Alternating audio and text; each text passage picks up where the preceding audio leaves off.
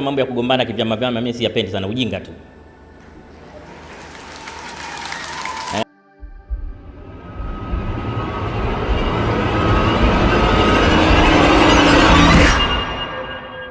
Heshima kubwa ambayo Mheshimiwa Rais ametoa kwa Kardinali Pengo kwa kutambua mchango wake kwa nchi yetu, lakini vile vile inatoa hamasa kwa Watanzania wengine ambao si viongozi wa kisiasa kuonyesha mapenzi kwa nchi yao, kuitumikia nchi yao kwa uadilifu. Kuna raha yake watu kama kina Mzee Warioba, kina Majaliwa wakisimama hapa, vigelegele hivi vinafanya walioko kazini wajue na sisi siku moja tunataka vigelegele.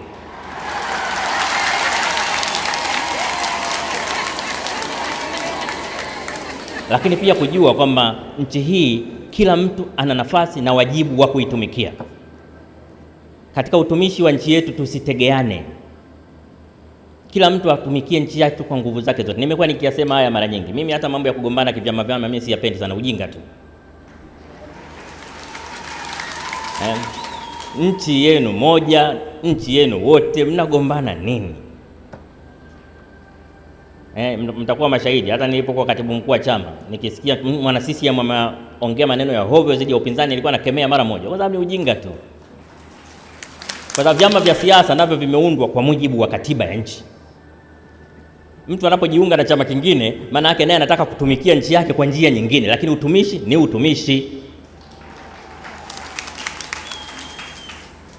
Kwa hiyo nitumie jukwaa hili kuwaombeni sana waumini na Watanzania wote kutambua kwamba tuna wajibu wa kipekee. Tunamheshimu sana Kardinali Pengo kwa kazi kubwa aliyofanya, na hasa kwenye kuanzisha majukwaa ya imani mbalimbali katika nchi yetu. Leo tuna vyama vya imani. Leo tuna vyama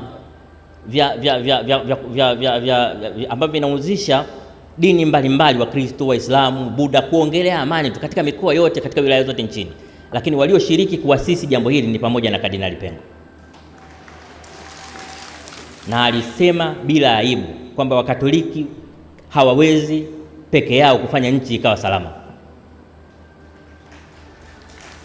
Isikilizeni hotuba aliyoongelea kuhusu Mwalimu Nyerere. Amesema maneno mazito sana, maneno ambayo yataishi miaka 100 kutoka leo. Kwa hiyo tunapomwenzi Kardinali Pengo, tunapoenzi utumishi wake, kila mtu moyoni mwake ajisikie ana wajibu na nchi yetu. Kila mtu moyoni mwake ajisikie kwamba kutumikia nchi yetu kwa uaminifu na uadilifu ni wajibu wa msingi kwa nchi yetu.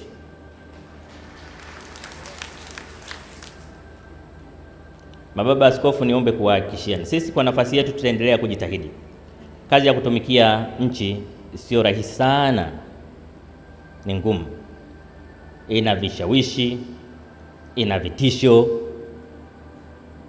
lakini ndio maana maaskofu, mapadri, mashehe wapo ili watumishi wengine katika maeneo mengine mizigo inapoelemea, maaskofu, mashehe, mapadri wote waweke mikononi mwa Mungu.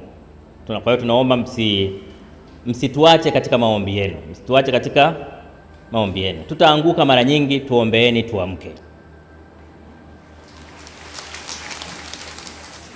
Baada ya kuyasema hayo, nadhani nimezingatia malezi ya Padri Joseph Mlola. Sasa narudi kwenye hotuba ya Rais.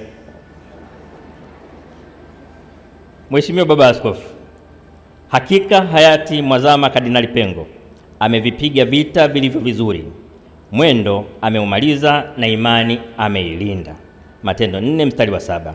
Hivyo ni waombe wa Katoliki na Watanzania wote tukubali kwamba kiongozi wetu na baba yetu Mwazama Kardinali Pengo amerudi kwa muumba wake, na hivyo ndiyo njia ya kila mwanadamu.